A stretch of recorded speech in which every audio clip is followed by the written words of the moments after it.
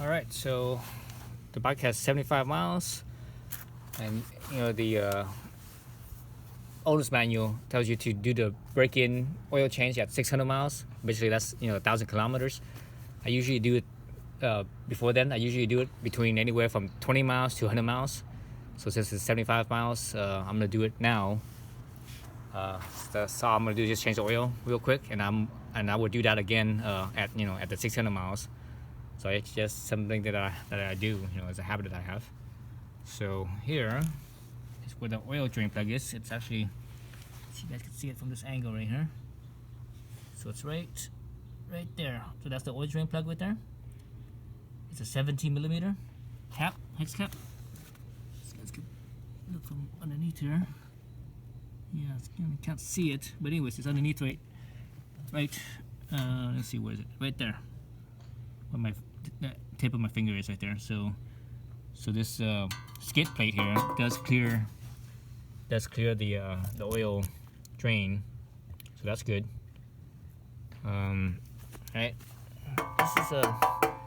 this is thin sheet metal. It's steel, but it's still strong enough, sturdy enough anyways.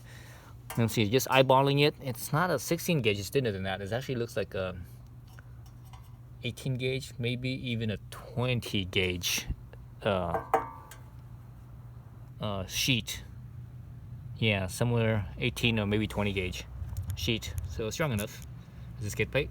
So anyways, kind of going off subject there. So this is the oil I normally use for my motorcycles, wet clutch. So actually I started using a 1540 instead of a 540. Viscosity is a little thicker. The 540, for winter use. Even here, winter is not, it doesn't get that cold.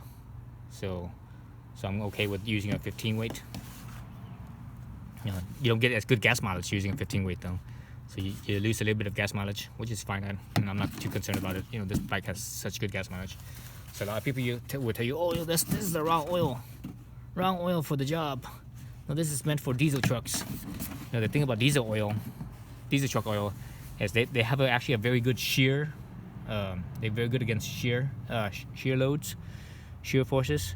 So what you're looking for here, see this thing? It says meet blah blah blah, and it meets all the requirements of all this other stuff. And what you're looking for is right here, Chazo MA2. That right there tells you that it is okay for wet clutches. If it's MB, it's not. Okay, so that's what you're looking for. So that's why this is okay for use for motorcycles with the wet clutch. And since it's a little bit thicker, it'll take a little bit longer to shear and break down and get thinner. And the reality is that I don't leave my oil in there long enough to get that bad anyways. I change my oil often enough that I'm not worried about that.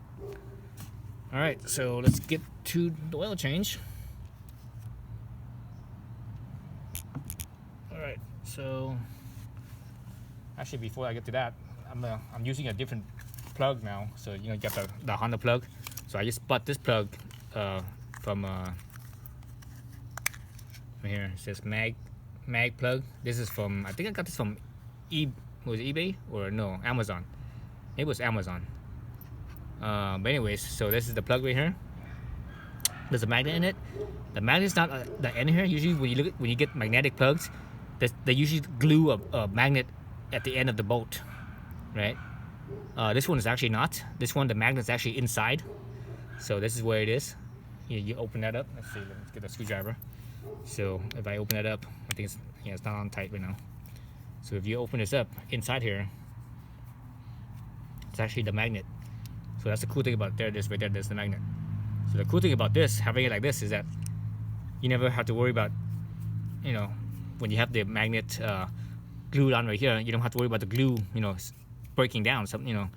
This being inside the engine with all the heat and the oil and stuff, it potentially could break down the glue, and that magnet could dislodge and destroy your engine, because it's inside there. It gets it breaks up, and magnets are very brittle, so it breaks up into pieces and it destroys your engine. So this thing stays in the guts, so it's protected. How strong is it? Let's see. So it's pretty strong, right? So it's pretty strong. So it's strong enough to catch whatever whatever little steel or iron filings there. So again, I got this, I think, on Amazon. So MagPlug, and it's not that, it wasn't that much. Let's see how much did this cost me. It wasn't that much. It was only like, maybe $10 or something like that, or maybe even less. So let's see. So the size here is M12 by 1.5. M12 by 1.5. Okay, so that's what you want. And it actually comes with this little washer as well. It is a sealing washer. It's actually aluminum, so it doesn't stick. All right, so it's aluminum sealing washer, so that's cool. That works. All right, so got that. Got my 17mm socket. I actually need to get an oil drain. Grab the oil pan real quick.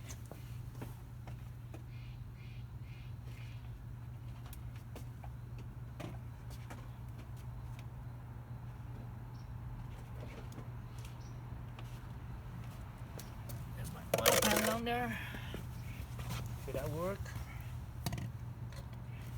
All right. Let me lay down some of this whatever you call this stuff, just in case I spill any oil, it will absorb it. I always spill a little bit of oil one way or another. I always do. Let's see. Let's tighten it. Ooh, that's tight. Man, that was tight. Oof. I swear, always from the factory, it's always like tighter than it should be. I don't think I've ever felt something from the factory that was like, it was proper amount of torque. So I have to be fast about this, otherwise this could spill oil everywhere. Okay, there we go. Ooh, that was pretty quick. All right, and it's drying. It actually looks pretty clean. It should be, because it's only 75 miles. So it should be pretty clean. Color-wise, it looks very clean, pretty clear. Again, I tend to do things earlier than it needs to be done, which is fine. I mean, the main thing is that I'm just wasting a little bit more money, a little bit more time. But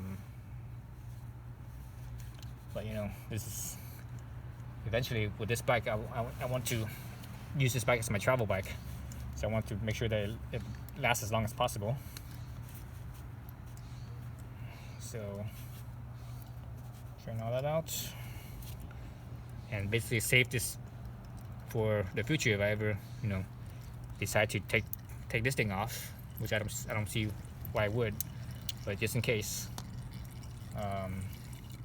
Actually, let's compare these two. So there's quite a bit of length there, difference. Well, not that much. It looks like it's about 4mm, maybe 5mm. 4 or 5mm. Let's see. Let's call it 5mm. So I think it'd be okay as far as clearing whatever's underneath there. Because underneath there is the the case and everything. I mean, not the case. The transmission and the crank. It's right underneath it. Alright, so now it's dripping. So what I like to do is I actually like to tilt the bike. So right now it's leaned on its center stand. I mean, not center stand, side stand. So I like to lean the bike. And if you guys can see, you see more oil actually dripping out. I want to do that. Alright, see that, more oil? Now the stream is solid. Earlier it was dripping. Now it's the stream is solid again. So I lean all the way to the left, or as much as I can. Move this over more so I can clean it even more. Over to the left. Okay, it starts to drip. Okay, it's starting to want to drip. So I go back to the center stand again. So now it's starting to drip again. So it seems like the left side doesn't, when it's leaning left, I should say, it doesn't has as much oil coming out compared to, say, straightening it out. Straightening it out seems like there's more oil coming out compared to even leaning it to the right. If I lean it too much to the right, it's actually less oil.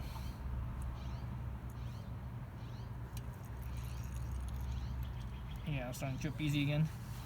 So this seems like, you know, keeping it upright. The most oil comes out when it's upright. But anyways, it's a good idea to lean it back and forth, just to whatever crevices that the oil is in, it could flow out of those crevices.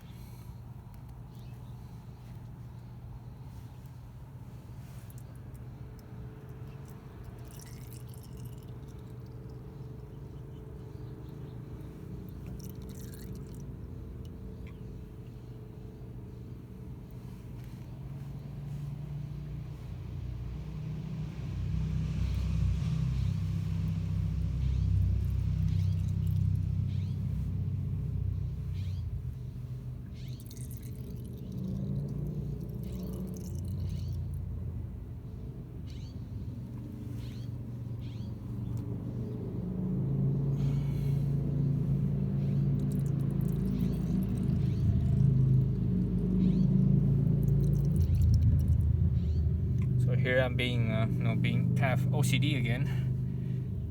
Most people don't do this, but that's just how it is. That's how it is.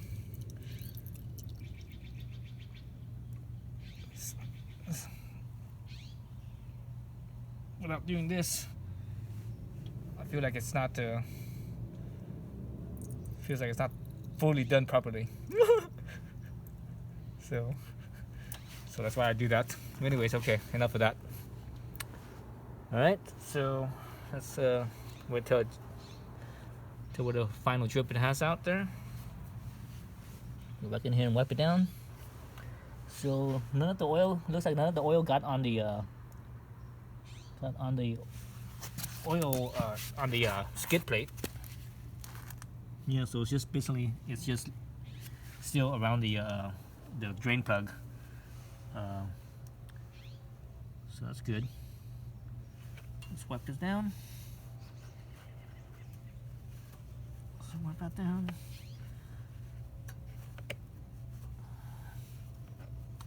Alright, wipe that down. I didn't feel the when I took this off, I didn't see or feel the crush washer. It should have been a crush washer. I wanted to drop down into the oil pan and I didn't see it. Normally there should be a crush washer.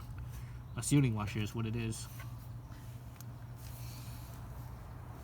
I can't see nothing. Okay. Yeah, the washer is definitely not there. So it's not there anymore. Right, so I could put in my my new magnetic plug. Sheesh. So I'll be curious on how much particles it caught next time. Let's see if this thing goes all the way in and it doesn't hit anything. That's the main concern because it is longer than the stock one, so it might hit something. So nope, I don't feel nothing. Nope, nothing. I don't feel nothing. So that's good. That is a good sign. So that's in there.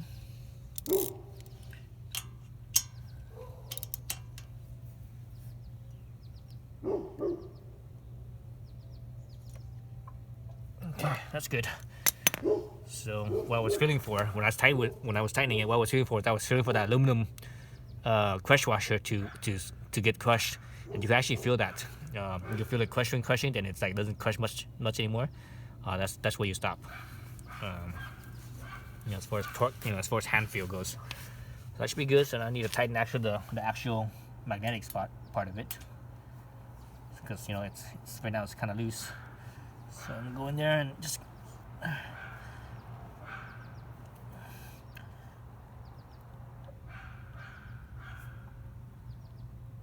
Okay, that's pretty tight.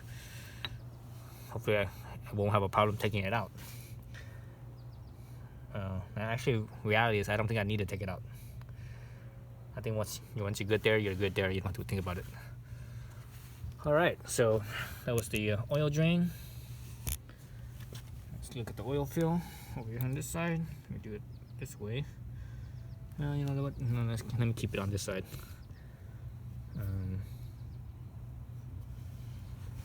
Keep it on that side so that way you can see the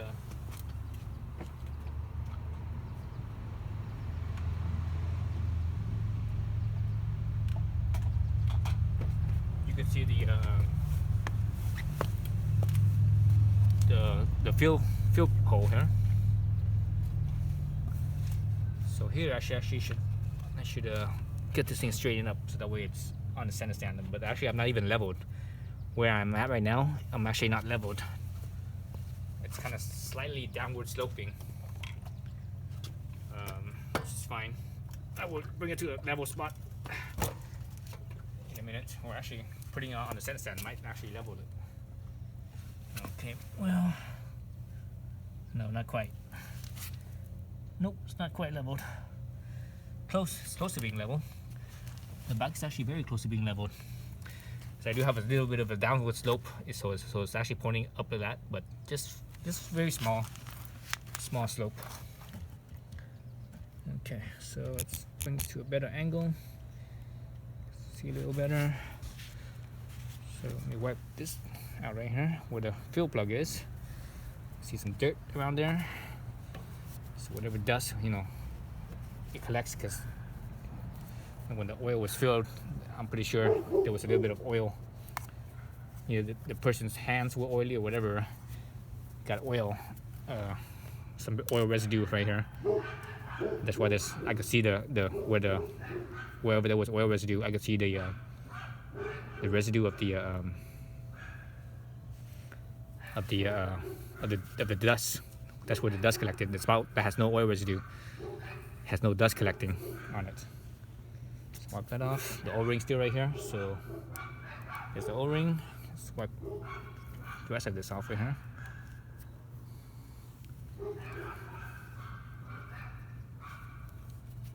Okay, that's off. Let's put the O-ring back on the cap here. O-ring's back on the cap, so it's good. Okay. Get my funnel, make sure the funnel's clean. Yeah, it's clean. There's no particles anywhere. Funnel's clean. My oil. So how much oil do I have in here? I can't even tell. Where's my... Okay, I have 1.5 liters, it looks like. Yeah, I have 1.5 liters of oil.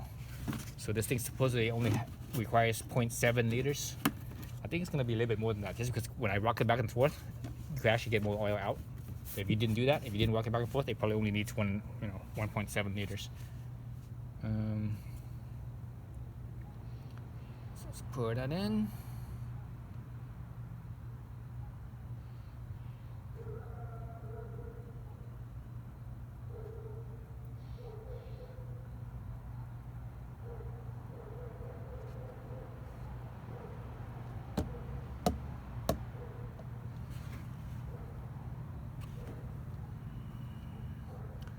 Kind of cold today, kind of cold, and also this oil is thicker, right? It's a 15 weight, 15W, so it's a little bit thicker when it's cold. So it's taking a little bit longer to pour out than it would normally pour out if it was a thinner oil. Okay, I think I poured out 0.6, about 0.6 liters right there. 0.7 right there.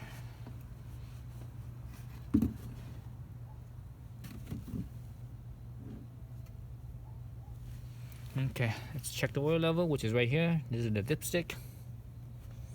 Before I unscrew that, let me wipe whatever here, whatever dirtiness So I need that dirt to fall into the hole, into the oil.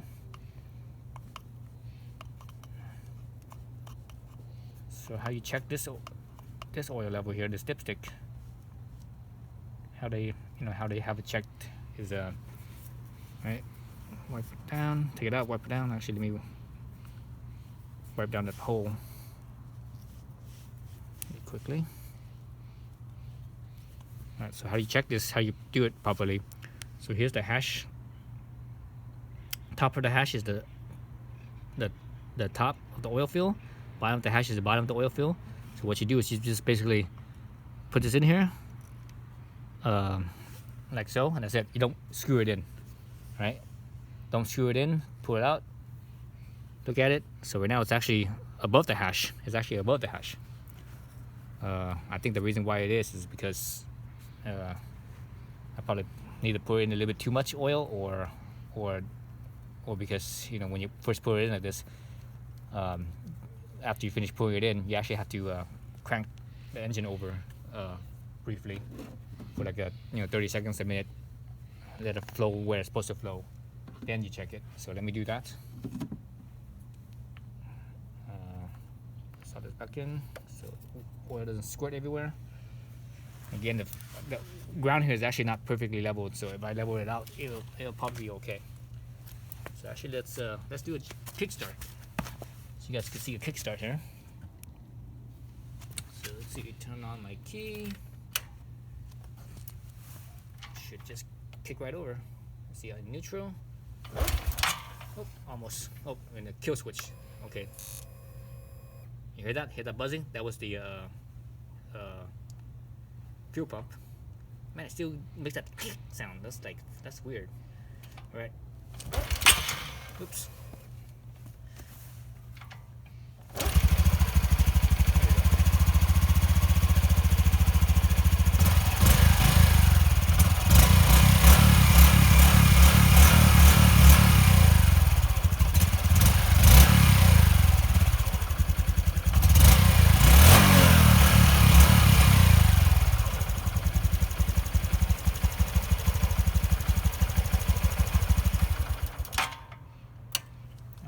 So that should be enough time.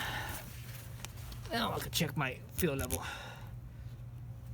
So the first kick didn't go because I had the kill switch on. The second kick didn't go because it wasn't much of a kick. I was actually using my left leg, and I was actually kind of uncoordinated, so I actually didn't get a full kick all the way down. So that was a little bit uncoordinated right there. Or kicking from the left side. Standing on the left side of the bike, kicking from the left side felt really, really strange. Definitely uncoordinated. Alright, so let's do this again. Rub it down, dip it in, don't screw it in. So looking at my, right there at the top. Right there at the top of the hash line. So that's perfect. There we go. I don't need to add any more. I'm good.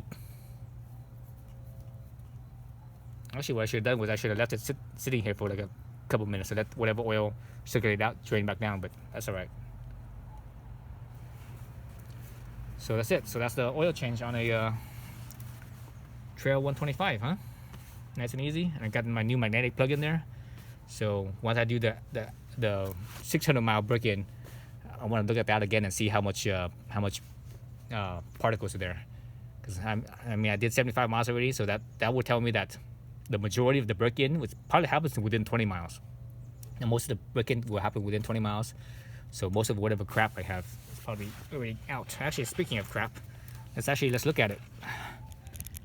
Let me change this tripod mount here a little bit. Let's angle it down so you can see a little better. Let's see. So looking at this oil, I don't really see any it's hard to tell, but I can't see any like metallic. Usually you can see like metallic metallic so it's kind of hard to see. I can't tell. I think I might have to like pour it out, or it has to be a different angle. Maybe I need a different lighting. Maybe I need a flashlight to shine in here. But anyways, So that's